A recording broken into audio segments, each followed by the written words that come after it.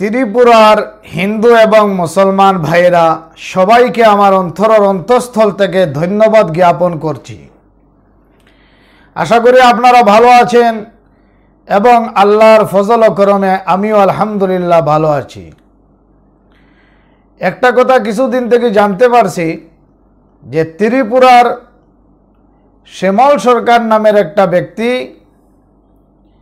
ইসলাম ধর্ম সম্পর্কীয় কিছু কথাবার্তা, মসজিদ মাদ্রাসার কিছু সমালোচনা এই নিয়ে তার মাথা ঘামাচ্ছে। সেই আসলে তো সে ইসলাম সম্পর্কে কিছুই জানে না। এইভাবে বেকার মানুষটা সোশ্যাল মিডিয়াতে আসে, এমন কিছু কথাবার্তা সমালোচনা করতেছে, তার আলোচনাতে বোঝা যাচ্ছে সে হিন্দু মুসলমানের মধ্যে একটু ঝগড়া লড়াই ফসাদ সৃষ্টি করার প্রচেষ্টা করছে। তাই আমি ত্রিপুরার হিন্দু সম্প্রদায়ের সম্মানীয় ভাইরা আপনাদের কাছে আমি আবদার করব, এই যে শ্যামল সরকার নামের ব্যক্তিটা, তারে সর্বপ্রথমে আপনারা একটু মেন্টাল ডিপার্টমেন্ট হসপিটালে নিয়ে তাকে ট্রিটমেন্ট করান। আর দ্বিতীয়তে, যদি দেখা যায় মানুষটা সুস্থ, তাহলে তাকে অতি শীঘ্রে আইনের আওতায় নিয়ে আসেন। কারণ পৃথিবীর মধ্যে এমন একটি দেশ, যে দেশটা সম্পর্কে আমরা শের বলি, হিন্দুস্তা হামারা হামারা সারে জাহা সে আচ্ছা। আমরা হিন্দুস্তানের মুসলমান, আমরা হিন্দুস্তানকে নিয়ে গৌরব করি।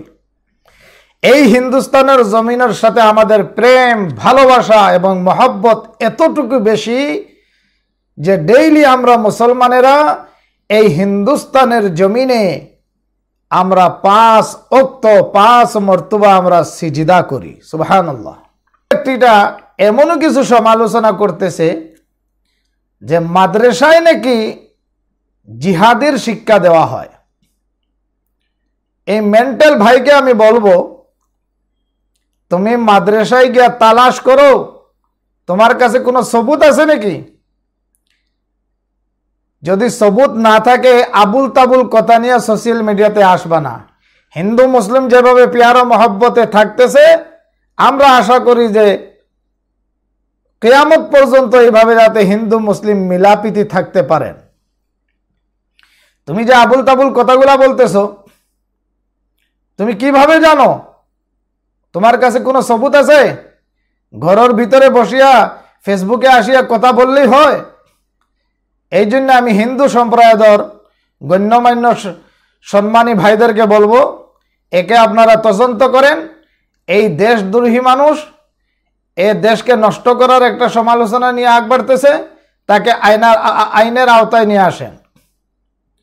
এবং এই শ্যামল সরকারকে বলবো, নেক্সট টাইম না জানিয়া না বুঝিয়া কথাবার্তা তুমি বলবা না, ঠিক আছে? না হলে আমরা সরকারের কাছে আবদার করব। পুলিশ প্রশাসনকে আমি দৃষ্টি আকর্ষণ করছি, আপনারা একে ভালো করে তদন্ত করেন। আমরা হিন্দুস্তানে হিন্দু মুসলিম কিভাবে আছি জানোস? বেটা কিছু না জানিয়া কথাবার্তা কস। আমরা কোনো হিন্দু মানুষ বিপদে পড়লে আমরা জান প্রাণ দিয়া সহায় সহযোগিতা করি। তোর মাইন্ডে এগুলো আছে? আমরা কোনোদিন হিন্দুকে হিন্দু ভাবি না, মুসলমানকে মুসলমান ভাবি না, আমাদের ভিতরে ভেদভাব নাই। আমরা জানি जिसके पास इंसानियत है वो इंसान है। আমরা হিন্দু মুসলমান ভাই ভাইয়ের মতো আছি, ভাই ভাইয়ের মতো প্যার ও মহব্বত নিয়ে থাকবো। আর তোমার মতো পণ্ডিত আইসা সোশ্যাল মিডিয়ার মধ্যে পণ্ডিতিকরণ লাগবো না। বুঝতে পারছো কথা?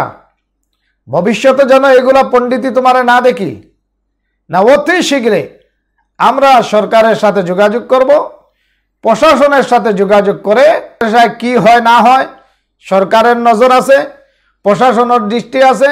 তুমি এখানে আসিয়া পণ্ডিতগিরি করার কোনো প্রয়োজন নাই। আশা করি তুমি কথাগুলো বুঝতে পারছো। যদি বুঝতে পারো ভালো, আর না হলে ত্রিপুরার মানুষ তোমাকে মেন্টালে পৌঁছাবে, আর না হলে তোমাকে আইনের আওতাতে যে দেওয়া হবে এটা কিন্তু গ্যারান্টি দিয়ে দিলাম ইনশাআল্লাহ তাআলা।